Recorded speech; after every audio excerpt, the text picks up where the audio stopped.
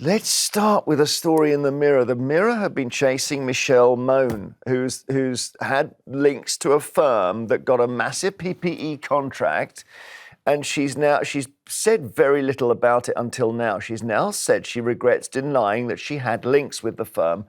She's made her own YouTube documentary. Let's take a look. You lied to the press, didn't you? Because you said you had no involvement in PPE MedPro. That's not true, is it? I made an error in what I said to the press. I regret not saying to the press straight away, yes, I am involved.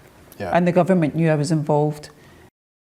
Well, it's interesting because although she funded, I gather that they funded the documentary, that guy there, Mark Williams-Thomas, is a proper journalist. So wow. I don't know. If I was I would feel very uncomfortable if I was in his shoes, agreeing to be in a documentary that's funded by the. It sounds like one of those Netflix Access documentaries. It doesn't. I would feel very uncomfortable as an investigative journalist accepting money, even if though they say it's editorially independent. He wasn't being as harsh on her in that clip, certainly, as I've seen him be in many other documentaries. All right, but on her, she has kept saying she never had any role in this firm, and now she says she did. Wait, what is that if it's not a lie, Emily? Well, she's denied it twice, in 2020 and 2022. Her lawyers very clearly said she has never had any role or function in PPE MedPro, nor in the process by which contracts were awarded to PPE MedPro. Now, we don't know, she doesn't say in this film, she just says she regrets it. But what she doesn't go on to explain is, so why did she deny it? Because it doesn't look good. We're not here to work out this case. She's in, they are in a battle. PPE MedPro is in a huge legal battle with the Department of Health and Social Care, over 122 million contract for 25 million gowns, which the government says were not sterile. PPE MedPro, I need to say here legally, denies the claims.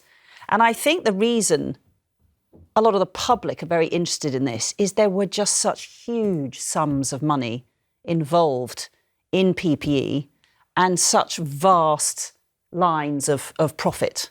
Well, yeah, I mean, the issue we were seeing that this is about her. Bank accounts and trusts linked to Mr. Barrowman, who she's involved with, reportedly got 65 million that's involved with. It's her husband. Hang on. On the PPE deal in September 2020, then transferred 29 million to a trust set up to benefit Baroness Mone and her kids. All right. Well, I'm not surprised the police are involved in this because this sounds really serious, Jenny. It really does. And this was at a crazy time. There wasn't adequate scrutiny, and anything that it can be suggested or that there can be any suspicion of the fact that there was some opportunism there is really worrying. But yes, I mean, it's being investigated. They say that they deny everything. Baroness Mone, already a very wealthy person. I'm sure there are already lots of trusts for her children anyway.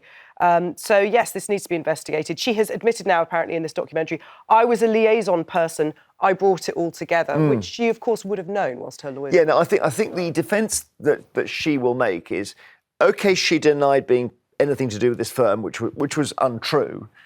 But when the contract was delivered, when she was talking to the NHS or to the government, at that point, her connection with the firm was known.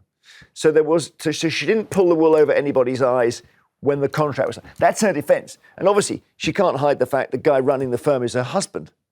But why she then chose, when the balloon went up, she chose to deny it, I've no idea. It's like the reflex is to fib about it.